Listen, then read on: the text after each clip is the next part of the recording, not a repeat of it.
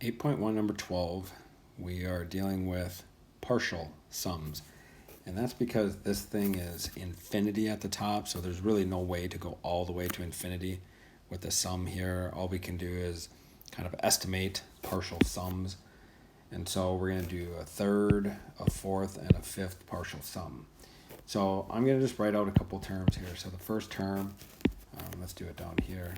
The first term will be 5 times 2/3 raised to the first power, right? You start by taking the 1 and you plug it into the variable up there. And so this is 5 times 2/3, which is 10/3. And you certainly are free to use your calculator to get these numbers. And then the next one would be 5 over 2/3, and you plug in the 2, which would be 5 over, square both the top and the bottom, would be 4 over 9. And when you multiply, you get 20 over 9. And the next one would be 5 times 2/3 cubed, which would be 5, and you have an 8 over 27. And when you multiply, you get 40 over 27. So if you're using a calculator, you may get a decimal, then just hit math, enter, enter. And what you're going to notice is that it's going to be a lot easier to add up the fractions than typing in long decimals.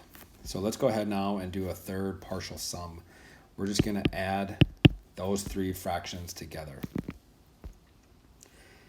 So I'm going to take my 10 over 3, and I'm going to add to it the 20 over 9, and I'm going to add to that the 40 divided by 27.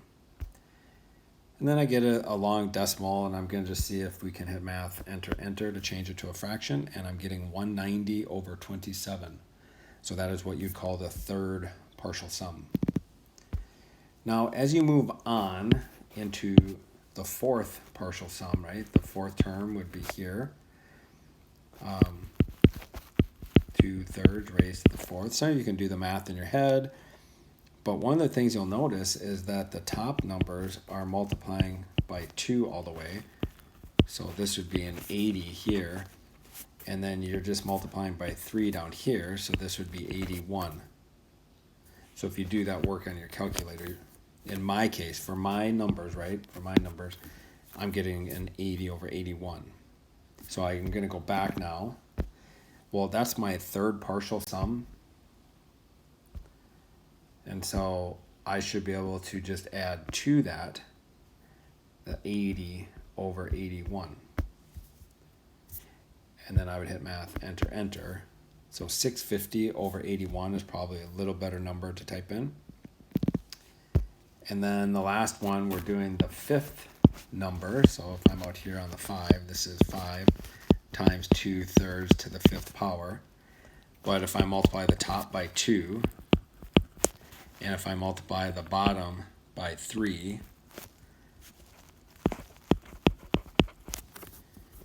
okay, so now that's my fifth number. And when I do the fifth partial sum,